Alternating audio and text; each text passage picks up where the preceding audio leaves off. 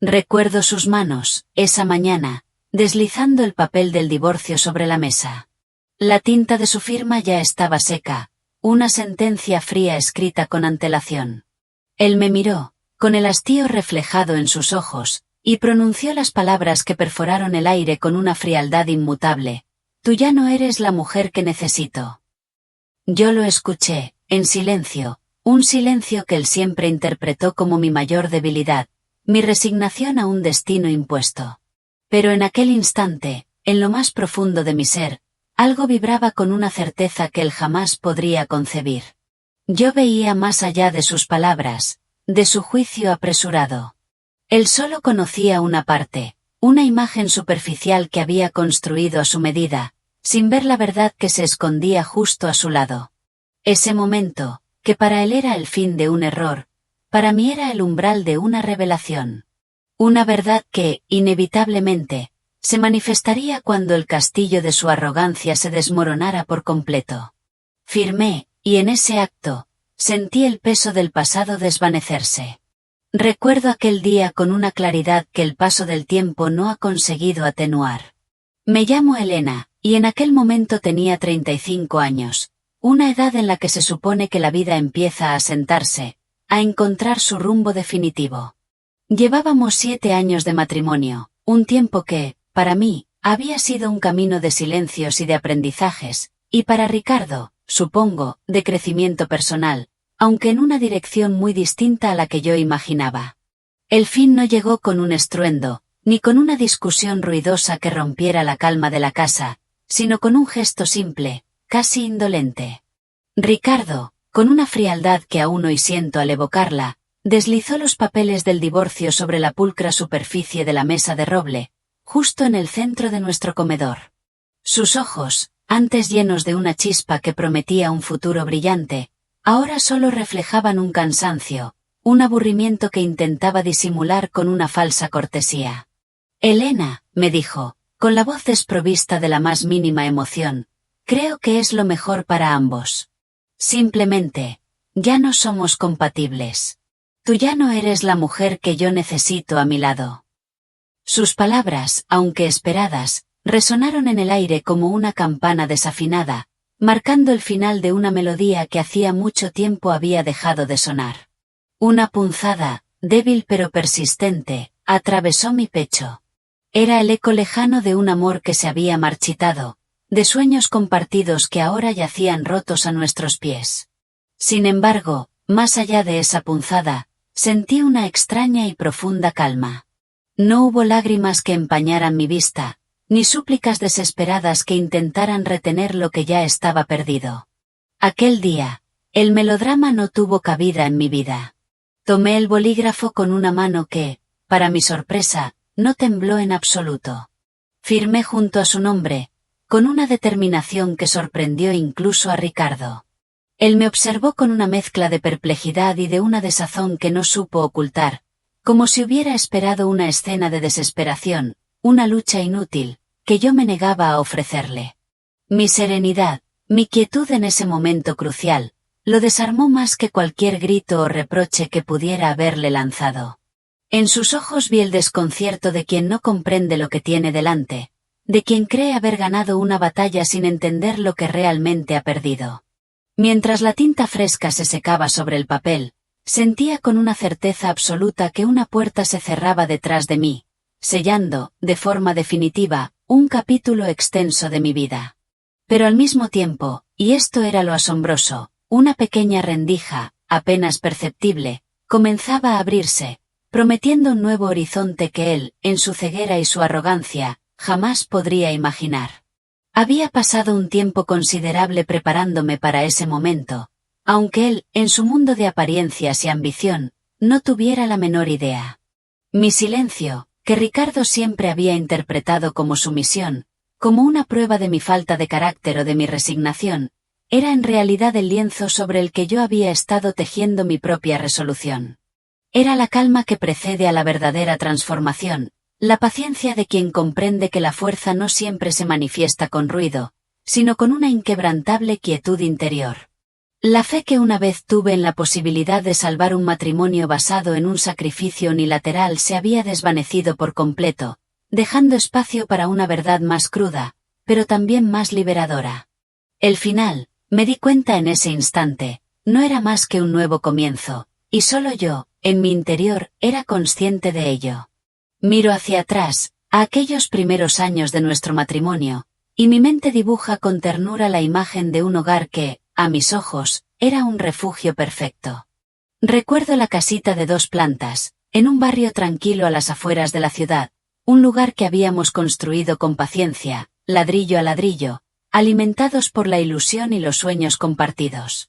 Cada rincón, cada objeto, parecía estar impregnado de nuestra juventud, de la promesa de un futuro brillante que Ricardo, mi Ricardo de entonces, me pintaba con palabras llenas de cariño. Él era un hombre que lo tenía todo, un puesto prometedor en su empresa, una presencia cautivadora y una elocuencia que conquistaba a cualquiera. Sus ojos, cuando me miraba en aquellos tiempos, brillaban con un afecto sincero, y sus manos buscaban las mías con una calidez que me hacía sentir segura, amada sin reservas. Fue él, precisamente él, quien me pidió que dejara mi carrera profesional después de casarnos. Mi amor, me dijo una tarde, con una suavidad que me envolvía por completo, mis ingresos son más que suficientes para los dos. Quédate en casa, Elena. Cuida de nuestro hogar, de nuestra familia. Ese es el tesoro más grande, y tu presencia en casa será mi mayor consuelo y mi mayor apoyo. Yo, que lo amaba con toda la fuerza de mi alma y confiaba ciegamente en sus promesas, asentí sin dudar. Creí, con la ingenuidad de la juventud, que mi contribución silenciosa, mi dedicación al hogar, sería valorada tanto como su éxito en el bullicioso mundo exterior. Imaginaba un amor incondicional, una relación de igualdad donde mi valor no necesitaría un título o un salario para ser reconocido, sino que se manifestaría en la quietud y el cuidado de nuestro nido. Pero el tiempo, ese lento y constante modelador de almas y relaciones, comenzó a dibujar nuevos matices en nuestro cuadro. A medida que Ricardo ascendía en su carrera, escalando peldaños y acumulando éxitos, el brillo en sus ojos al mirarme se fue transformando, perdiendo aquella calidez inicial. Aquella Elena que le parecía encantadora en su ropa de estar por casa, con el pelo recogido en una coleta sencilla y la cara lavada, que preparaba su café matutino y se preocupaba por cada detalle del día, empezó a convertirse, a sus ojos, en algo rutinario, incluso aburrido.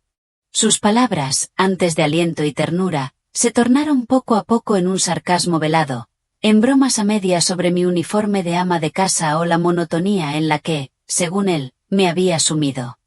Lo notaba, claro que sí, con una certeza que me helaba el alma. La indiferencia, como una planta silenciosa pero invasora, comenzaba a extender sus raíces por los rincones que antes habían sido sagrados, llenos de nuestro amor. Mis silencios, que en un principio eran una expresión de mi discreción y mi profunda reflexión, ahora se sentían alimentados por una creciente incredulidad ante su dolorosa transformación. Aquel amor incondicional en el que tanto había creído, aquella ilusión de que seríamos un equipo perfecto donde el valor de cada uno era intrínseco, comenzaba a resquebrajarse, a mostrar sus primeras y afiladas grietas. La duda, fría y persistente, se abría paso lentamente donde antes solo había reinado una confianza plena y absoluta, marcando el inicio de un cambio que, sin saberlo entonces, sería irreversible. Los días se alargaban, y con ellos, la casa que antes habíamos llamado hogar, se volvía un espacio cada vez más frío, más ajeno. Ricardo, el hombre con quien había soñado envejecer, se sumergía en una indiferencia que me resultaba cada vez más dolorosa, más egoísta. Yo seguía mi rutina, levantándome antes de que el sol acariciara la ventana, preparando el desayuno con el mismo esmero, esperando que el aroma a café y a tostadas recién hechas pudiera, quizás, suavizar la rigidez que se había instalado en su mirada. Una mañana, le serví su desayuno como siempre, pero notó la ausencia de su vaso de zumo de naranja. Antes de que pudiera siquiera abrir la boca para explicarle que las naranjas que había comprado el día anterior estaban dañadas y que pensaba ir al mercado más tarde, él, sin mirarme, con un tono cortante que me atravesó el alma, me espetó: ¿es que no eres capaz de preparar ni eso? Todo el día en casa y no puedes con algo tan simple. ¡Qué poca cosa! Mis palabras se quedaron atrapadas en mi garganta, y mi mirada se clavó en el mantel, sintiendo como su desprecio se derramaba sobre mí. Esa explicación nunca llegó a sus oídos. Se levantó de la mesa abruptamente, tomó su maletín y se marchó sin una despedida, sin un atisbo de arrepentimiento, dejándome sola frente a los platos humeantes, con el corazón encogido. Aquella escena, tan pequeña y cotidiana, se me grabó a fuego, un recordatorio de cómo las palabras, dichas sin pensar, pueden convertirse en puñales afilados. Pensé en cómo, al principio de nuestro matrimonio, él elogiaba mi estofado de pescado, diciendo que le recordaba al de su madre. Era nuestro plato, aquel que compartíamos en nuestro primer apartamento, entre risas y promesas de futuro. Ahora, ese mismo plato, cocinado con el mismo amor, se había transformado en un motivo de fastidio, en una razón para que él arrugara la nariz y murmurara: ¿no puedes cocinar algo más refinado? Este olor es demasiado fuerte, Elena. Con el tiempo, Ricardo comenzó a regresar a casa cada vez más tarde. Sus ausencias se hicieron la norma, no la excepción. Los pocos momentos en los que coincidíamos en casa, el silencio se volvía espeso, cargado de una tensión que ahogaba cualquier intento de conversación. Ya no se sentaba a cenar conmigo, ni me preguntaba por mi día. Tampoco se molestaba en echar un vistazo a la comida que yo había preparado con tanto esmero. Mis días, antes llenos de la esperanza de su llegada, se volvieron una sucesión de horas vacías, donde mi única compañía era el eco de mis propios pensamientos. Mi impertérrita calma, mi silencio, que antes yo creía una muestra de mi sensibilidad y de mi capacidad de sacrificio por nuestro hogar, él la interpretaba ahora como una prueba de mi debilidad, de mi insignificancia. Comencé a darme cuenta de que mi dedicación, mi abnegación, no solo no eran valoradas, sino que se habían convertido en el pretexto perfecto para su creciente desprecio. Mi fe en la reciprocidad de nuestro amor, en la promesa de un entendimiento mutuo, se estaba desmoronando, revelando la amarga verdad de que el amor, cuando es unilateral, no puede salvar nada. La brecha entre nosotros se hizo un abismo, y mis intentos por tender puentes solo parecieron empujarlo más lejos. En una ocasión, reuní el valor para preguntarle sobre los gastos del mes, que me parecían excesivos, fuera de lo habitual. La reacción de Ricardo fue violenta, no físicamente, sino con una explosión de palabras hirientes. Se levantó de golpe de su asiento, el rostro contraído por la ira. «Tú, todo el día en casa, ¿qué vas a saber de dinero?», me gritó con desdén, con una voz que apenas reconocía. «Estoy agotado, Elena, ¿no lo entiendes? Por favor, no me asfixies más». Me quedé petrificada. No era la primera vez que me hablaba con dureza, pero sí la primera vez que expresaba su hastío con tanta claridad, con tanta crueldad. Lo miré fijamente, buscando en sus ojos al hombre que una vez me tomó la mano y me prometió protegerme para siempre, pero él ya no estaba allí. Frente a mí solo quedaba un extraño, frío y egoísta. Él se marchó, dejándome sola en la sala. Me agaché y recogí las facturas que se habían caído al suelo, ordenándolas con el mismo cuidado con el que intentaba ordenar los fragmentos rotos de mi corazón. Comprendí entonces que la verdadera herida no venía de sus gritos, sino de su silencio, de ese desprecio silencioso que, como una gota constante, iba horadando mi alma día tras día.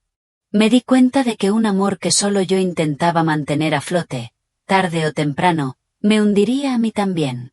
Mi resistencia, me lo decía mi intuición, estaba llegando a su límite. La creciente indiferencia de Ricardo se transformó, con una lentitud implacable, en una oscuridad que amenazaba con devorar por completo lo poco que quedaba de nuestra relación. Él empezó a cambiar, y lo hacía de una manera tan evidente que me resultaba imposible ignorarlo. Sus mañanas ahora incluían un esmero inusual en su aseo personal, un tiempo prolongado frente al espejo, observándose, ajustándose la corbata con una dedicación que nunca antes había mostrado. Una tarde, mientras doblaba la ropa recién lavada, encontré una de sus camisas nuevas, de un azul vibrante, tirada en un rincón del armario. Al desdoblarla, mi mirada se detuvo en una tenue mancha de lápiz labial en el cuello y, casi al instante, un perfume desconocido, dulce y exótico, envolvió mis sentidos. No era mi marca, ni un aroma que yo utilizara jamás. No le pregunté, no lo confronté. Simplemente, con una quietud que ya me era característica, doblé la camisa con el mismo cuidado con el que guardaba las demás.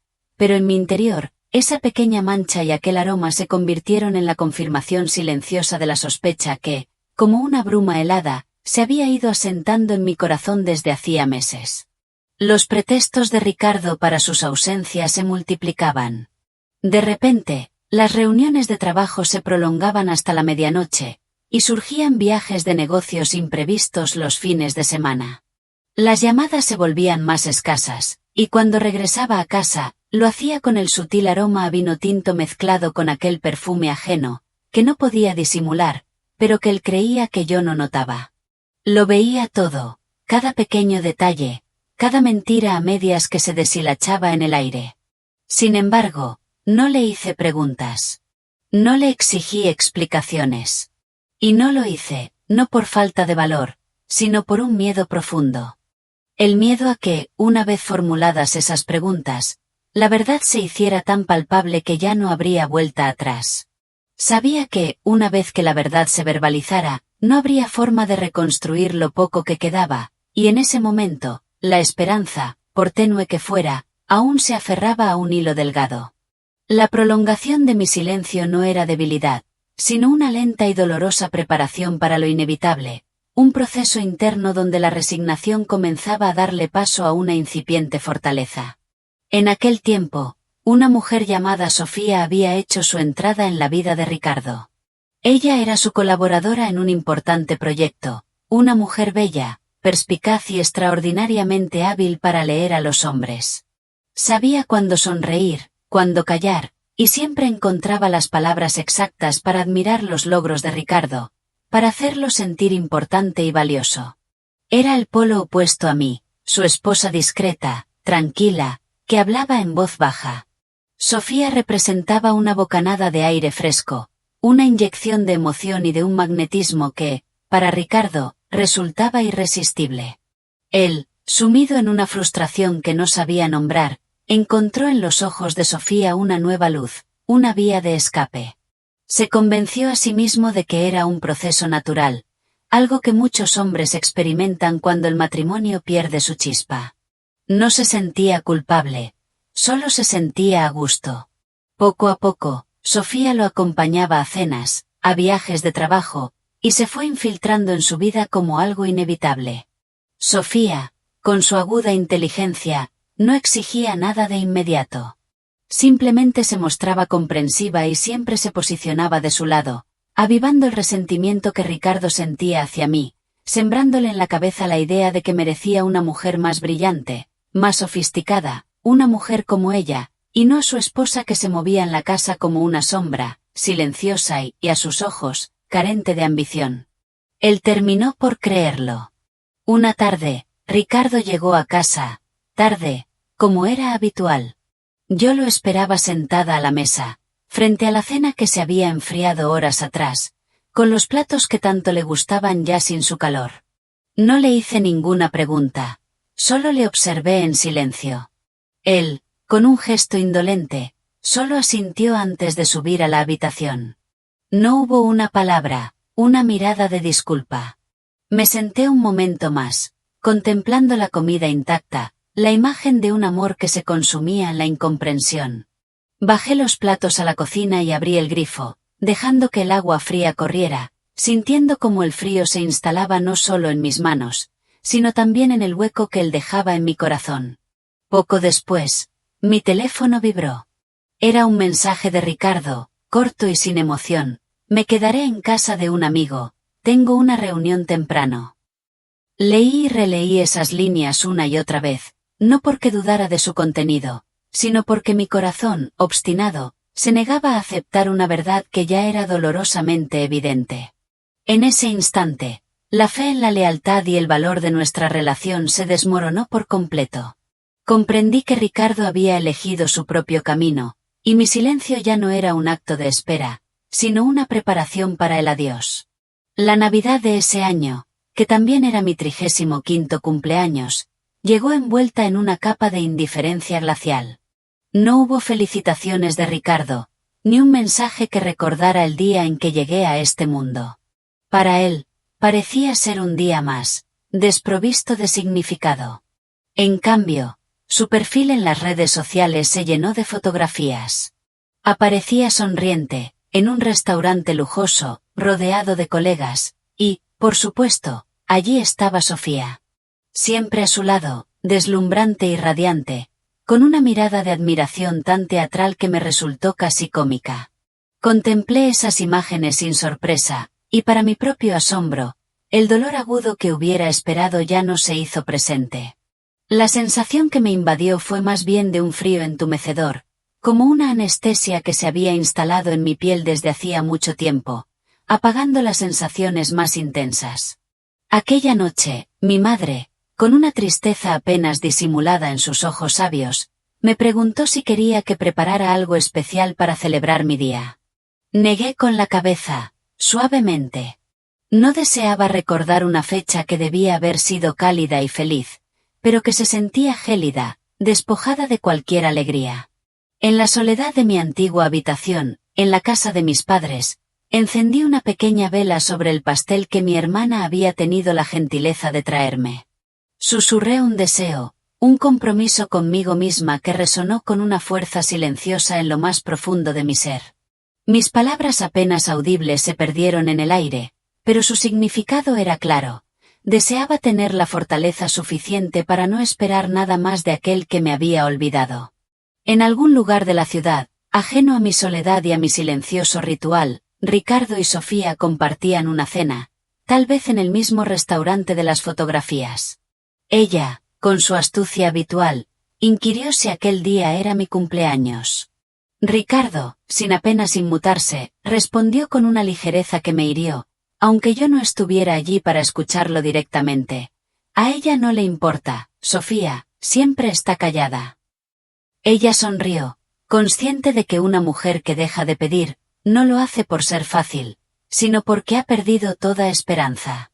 Pero la esperanza de ella, por supuesto, se centraba en su propia ganancia, no en la mía. Mi estancia en casa de mis padres, que yo había justificado como una necesidad de tiempo para pensar, era, en realidad, un periodo de preparación. No para la reconciliación, sino para la liberación.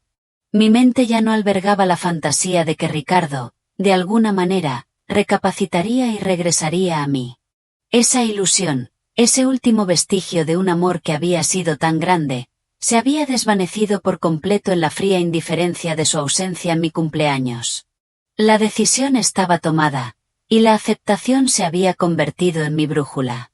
Tenía que salvarme a mí misma, reclamar mi propia valía, mi propia vida. Ricardo, ajeno a la magnitud de mis palabras y de mis silenciosas resoluciones, recibió la noticia de mi ausencia con una pasmosa indiferencia. Como si mi partida no tuviera la menor relación con él, con sus acciones, con sus olvidos. Incluso, poco después de que la puerta de nuestra casa se cerrara detrás de mí, sellando, sin que él lo supiera, un capítulo para siempre, sacó su teléfono. Envié un mensaje a Sofía, con una ligereza que ahora recuerdo con una punzada de incredulidad. Este fin de semana estoy libre. Él no podía saber que, al cerrar esa puerta, no solo estaba cerrando la entrada a un hogar, sino la puerta de un destino compartido, una puerta que él mismo había sellado para siempre con su ceguera y su desprecio. La última quimera de que Ricardo, algún día, abriría los ojos y reconocería el valor de lo que estaba perdiendo, se había esfumado por completo. Comprendí que era hora de liberarme, de trazar mi propio camino, de abrazar la verdad de mi propio ser. Tras firmar aquellos papeles de divorcio, continué mi vida en la casa de siempre, pero ya no era la misma Elena. Me levantaba temprano, preparaba mi café, me ocupaba de mis asuntos, pero el rito de atender a Ricardo, de preparar su cena o de dejar su ropa lista, había cesado. Me movía por los espacios con una quietud que a él, extrañamente, comenzó a inquietarle. Lo trataba con la formalidad distante de quien comparte un techo, pero ya no un alma, como si fuera un huésped ajeno. Ya no había preguntas sobre su día, ni comentarios sobre la comida, solo un silencio que se había vuelto abrumador, una ausencia palpable de la preocupación que antes me definía. Él, que se había acostumbrado a mi constante e invisible cuidado, empezó a sentir un vacío, una incomodidad ante mi nueva indiferencia. Era como si un pilar que siempre había estado ahí, silencioso y firme, de repente hubiera desaparecido, dejando un hueco que él no sabía cómo nombrar, pero que, innegablemente, le hacía sentir a la deriva en su propio hogar. Observaba su confusión, su ceño fruncido ante mi calma, y en aquel instante, comprendí que mi verdadera liberación comenzaba precisamente con esa indiferencia que tanto le molestaba. Una tarde, me vio sentada a la mesa del comedor, que Ricardo consideraba mi zona de confort. No llevaba mi habitual ropa de casa. Vestía una blusa elegante, mi rostro estaba sutilmente maquillado, y mi atención se clavaba en la pantalla de un ordenador portátil y en una pila de documentos.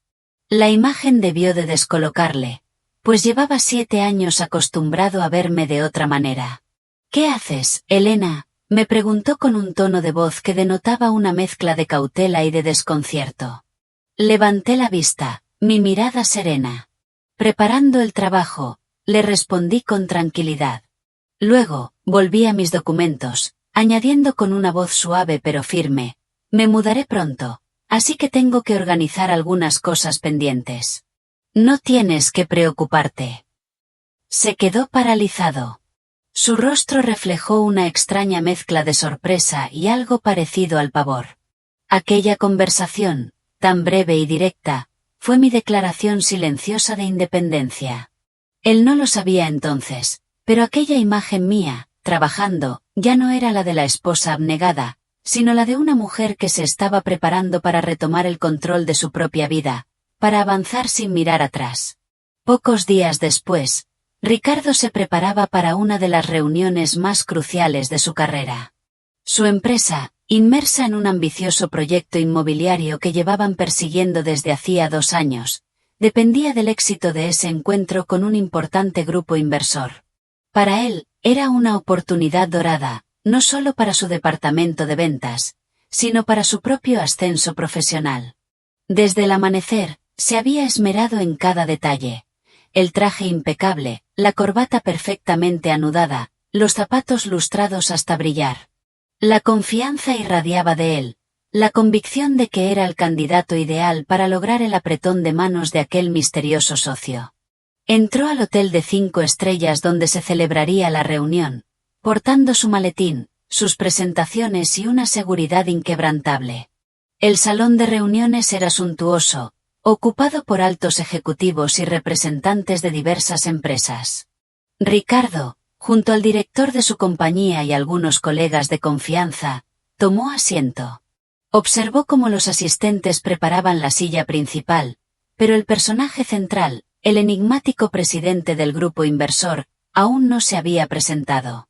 Un murmullo de expectación llenaba la sala, la curiosidad sobre la figura que se mantenía en la sombra, que nunca se dejaba ver en privado, que solo era conocida por su reputación y su inmenso poder.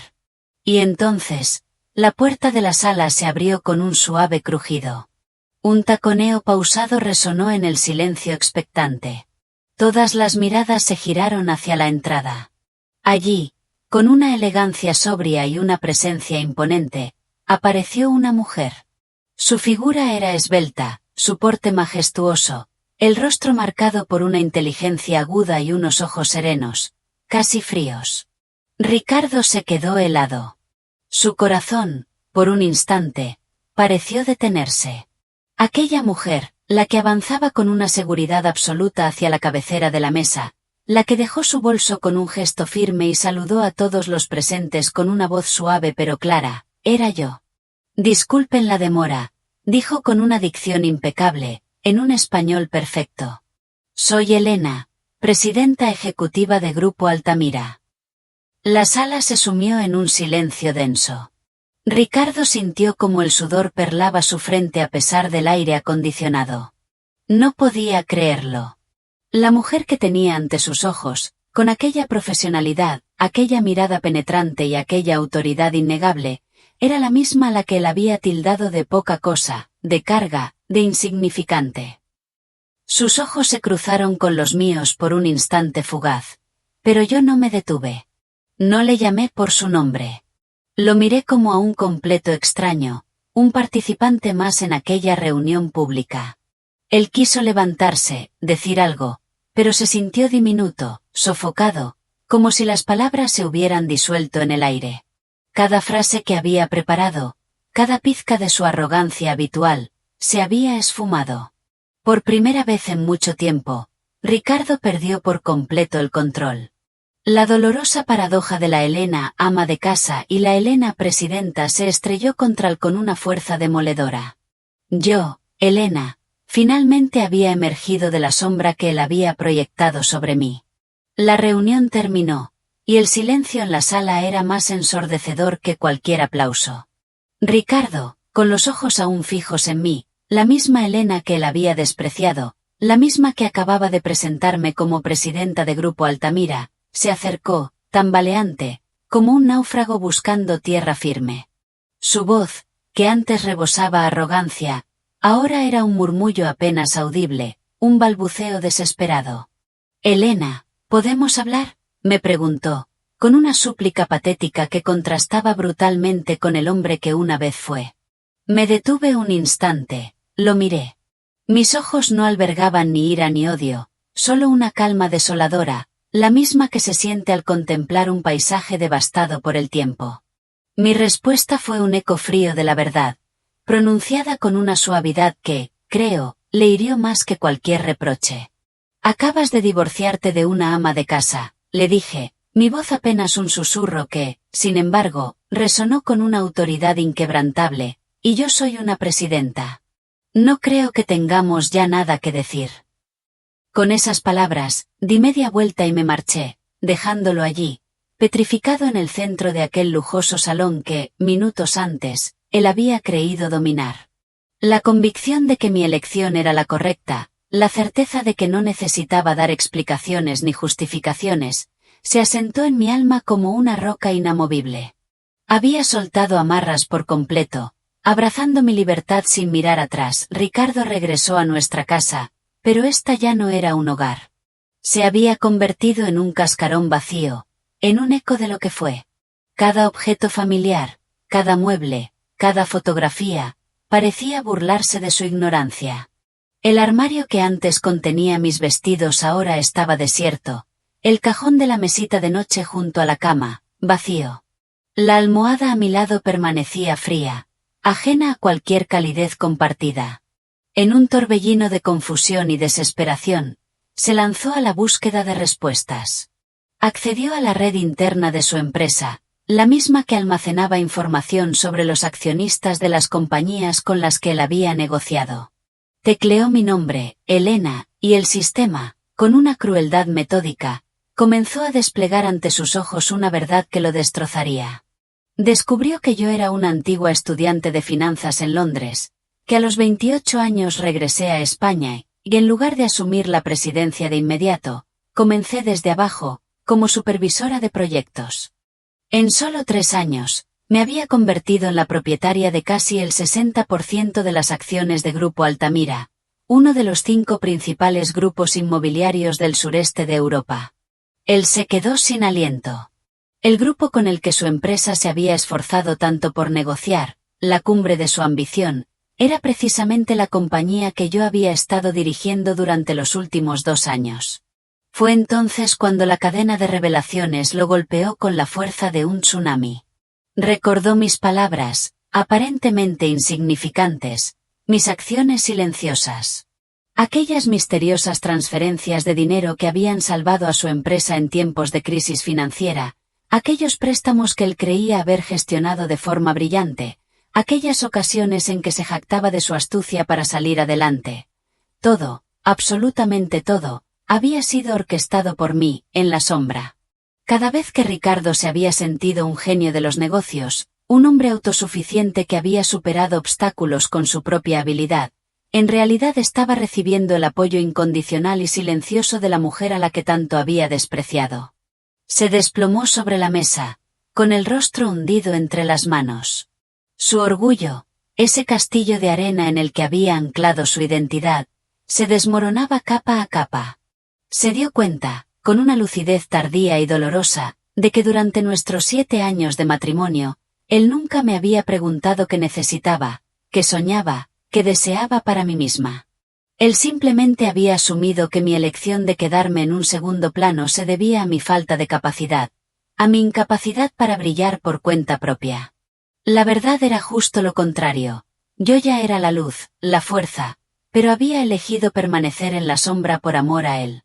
Fue un sacrificio silencioso, un acto de devoción que él, en su ceguera, nunca vio, y mucho menos mereció. Entonces, como un golpe final, un recuerdo se abrió paso entre la bruma de su mente.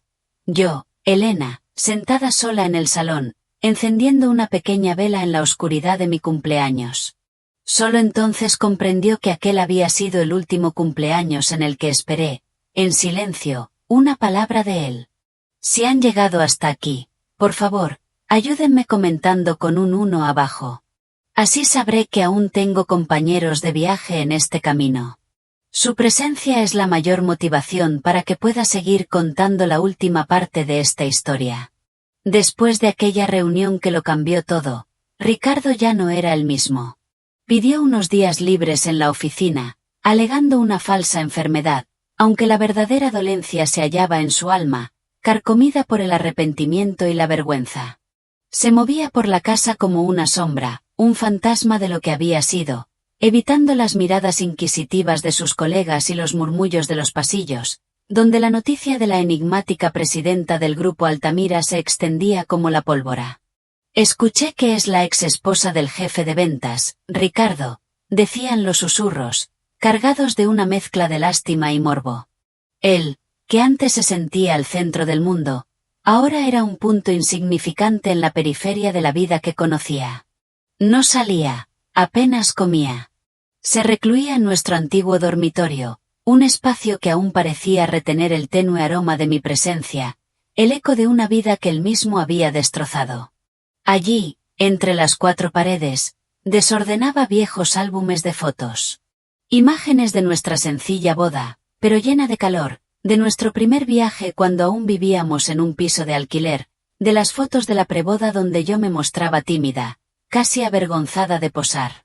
Contemplaba cada una, y el peso de la pérdida se le anclaba en el pecho. Aquella mujer, dulce, sincera, dedicada por completo a su marido, había sido suya. La había tenido en sus manos, y la había dejado escapar.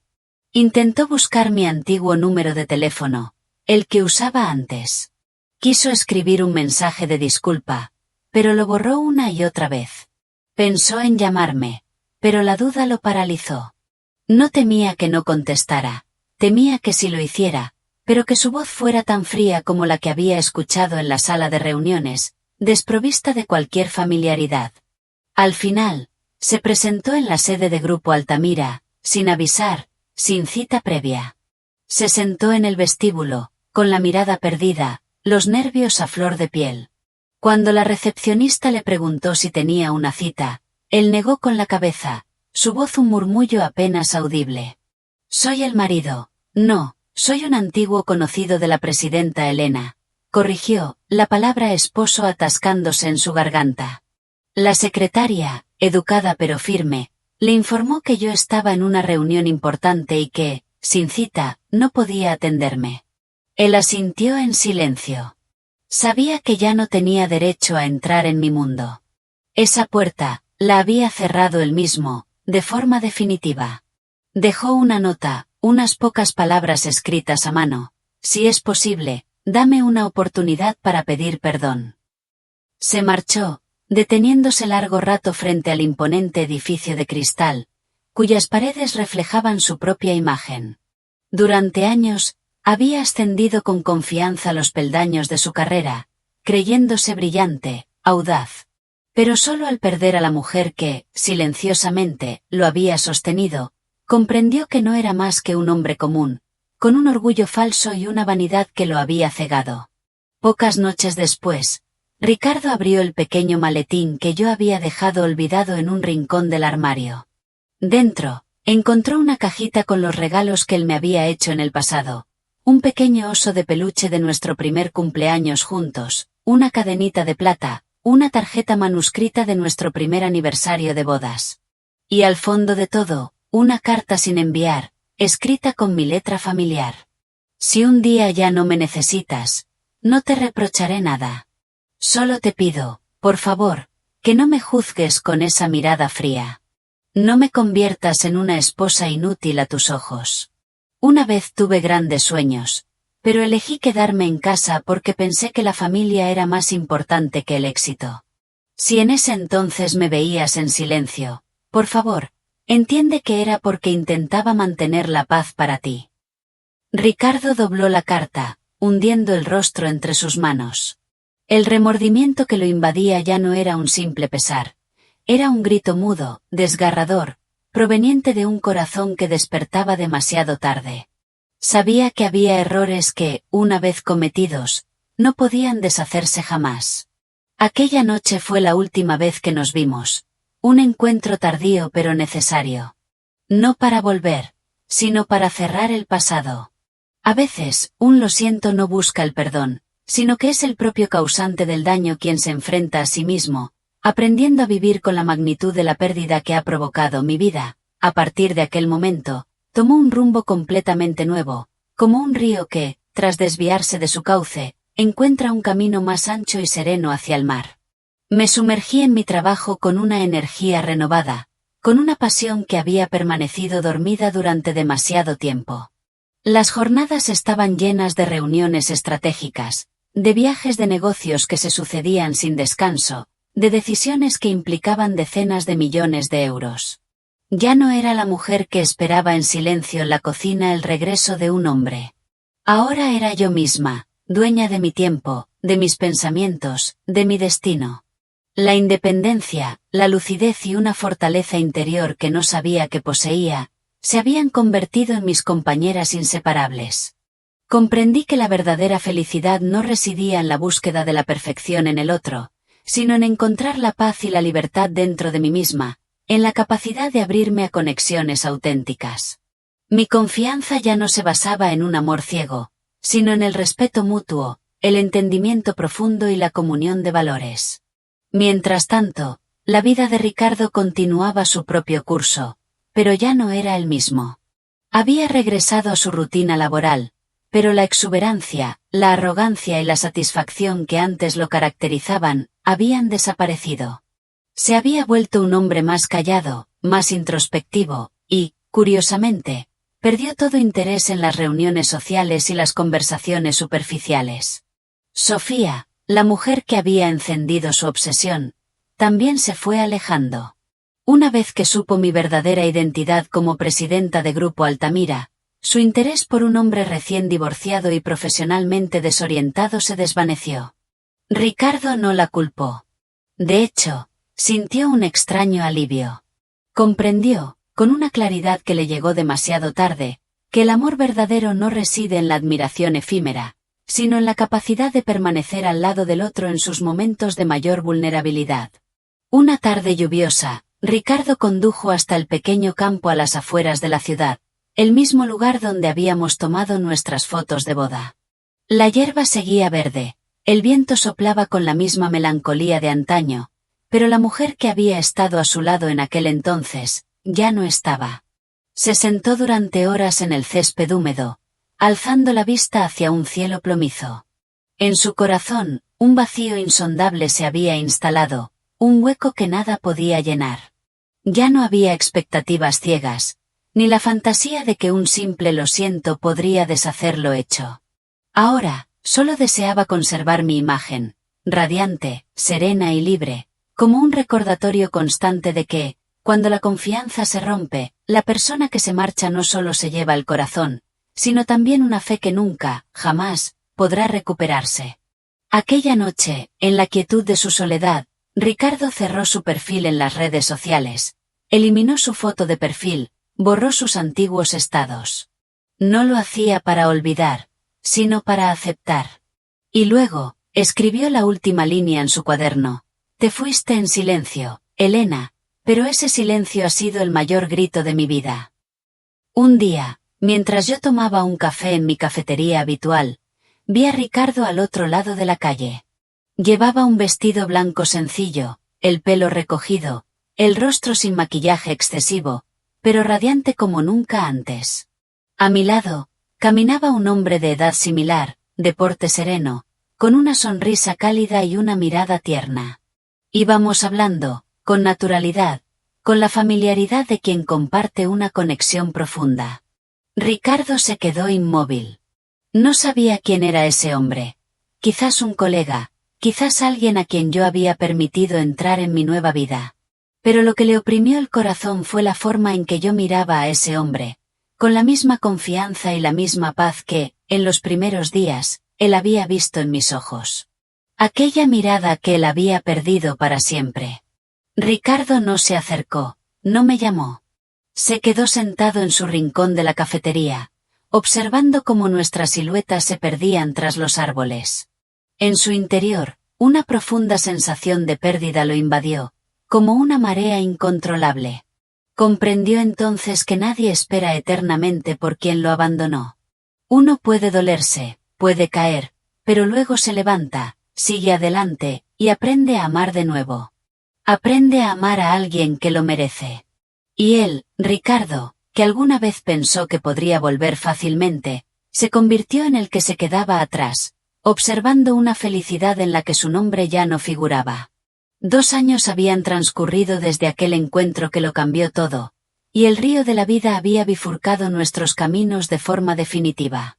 Ricardo, el hombre que antes desbordaba euforia y una confianza desmedida, era ahora una figura sombría, casi discreta. Mantenía su posición en la empresa, sí, porque su talento innato para los negocios permanecía intacto, pero la pasión por la escalada social, ese afán voraz por la victoria, se había desvanecido por completo. En su lugar, se había instalado una quietud que parecía una forma silenciosa de expiación. Él no fracasó por la ausencia de dinero o de poder, sino por la imperdonable ligereza con la que juzgó el valor de un ser humano, confundiéndolo con la falta de un salario visible o un cargo público, y despreciando la contribución silenciosa de su compañera.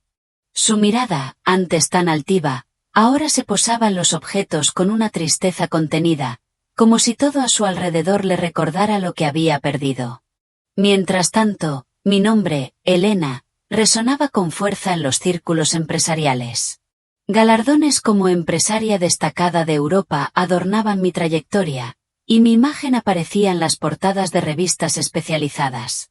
Pero no era por un glamour superficial, sino por la agudeza de mi mente, la solidez de mi carácter y esa serenidad profunda que solo se forja tras haber tocado el fondo y resurgido con una fuerza inquebrantable. El hombre que una vez estuvo a mi lado ya no era mencionado. No porque hubiera sido enterrado en el olvido, sino porque, sencillamente, dejó de ser relevante para la senda que yo había decidido trazar. Ricardo, finalmente, comprendió que la raíz de su traición no residía en una supuesta debilidad mía, sino en su propia inseguridad, en un ego frágil que necesitaba sentirse constantemente necesitado y superior. Él había construido la ilusión de que su valía dependía de que el otro fuera menos. Se desmoronó al confrontarse con una mujer que, en su silencio y autonomía, demostraba una fortaleza inquebrantable, una mujer que no exigía su protección porque ya era, en sí misma, un universo de capacidad, desmantelando así su propia necesidad de dominar. Aquella fue su verdadera caída, un abismo cavado por sus propias manos. Una tarde, fui invitada a un programa de televisión, un talk show sobre mujeres y liderazgo. Aparecí vestida con un sencillo traje blanco, mi mirada serena pero brillante, y mi voz, ahora más profunda, más pausada, impregnada de las experiencias vividas. La presentadora, con amabilidad, me preguntó, si pudiera volver al pasado, señora Elena, ¿cambiaría algo? Sonreí, una sonrisa que reflejaba la madurez y la paz que había encontrado. Hice una breve pausa, dejando que mis palabras encontraran su resonancia. Antes creía que sí, respondí, mi voz clara y firme. Pero ahora, sinceramente, no. Porque sin esas heridas, no habría aprendido a levantarme con la fuerza que hoy siento, no habría descubierto la magnitud de mi propia fortaleza. A veces, para crecer de verdad, debemos atravesar el dolor de la traición. La sala estalló en aplausos, pero mis ojos se fijaron en un punto lejano, en un espacio vacío que solo yo conocía. La presentadora continuó, ¿y aún cree en el amor? Reflexioné un instante. No busco el amor como una condición para vivir, respondí, con una honestidad tranquila. Pero si hay alguien digno de caminar a mi lado, alguien que me respete y me vea tal como soy, no lo rechazaré. Mi verdadera victoria no fue la humillación ajena, ni la venganza ruidosa, sino la preservación de mi dignidad, la capacidad de marcharme sin explicaciones ni reproches, y de vivir plenamente de acuerdo con mis propios valores. Mi camino no fue el de la revancha, sino el del renacimiento. En algún rincón de la ciudad, Ricardo observaba aquella emisión por su teléfono. Estaba solo en una pequeña cafetería, ajeno a la vida que lo rodeaba, un hombre que nadie reconocía como el personaje central de aquella historia, el hombre que una vez tuvo todo un mundo a sus pies y no supo apreciarlo. No apagó el teléfono. Miró hasta que yo abandoné el escenario, hasta que la pantalla mostró las palabras fin de la transmisión. Y luego, se quedó allí, en silencio, por un larguísimo rato. Ya no era por el arrepentimiento. Era porque, finalmente, había comprendido. No fue que yo triunfara después de perderlo a él, sino que triunfé porque, por fin, me atreví a soltar a un hombre que no era digno de mi corazón. La vida no espera a nadie, y el corazón no perdona lo que la mente se niega a olvidar. ¿Y tú? ¿Qué has aprendido de las heridas que la vida te ha infligido? La historia de Elena y Ricardo concluye aquí. ¿Qué piensas de la decisión de Elena al final de su camino? ¿Habrías hecho algo diferente en su lugar? Comparte tus reflexiones en los comentarios. Siempre leo cada una de ellas. Si esta historia te ha hecho pensar o sentir algo, no olvides dejar un me gusta, compartirla con alguien a quien creas que también conmoverá, y suscríbete al canal para no perderte nuestras próximas narraciones. Te espero en el siguiente relato, y quién sabe, quizás la próxima vez, la voz de la experiencia sea la tuya. Esta historia es ficticia y las decisiones mostradas no deben imitarse en la vida real. Obsérvela como una reflexión sobre las relaciones humanas.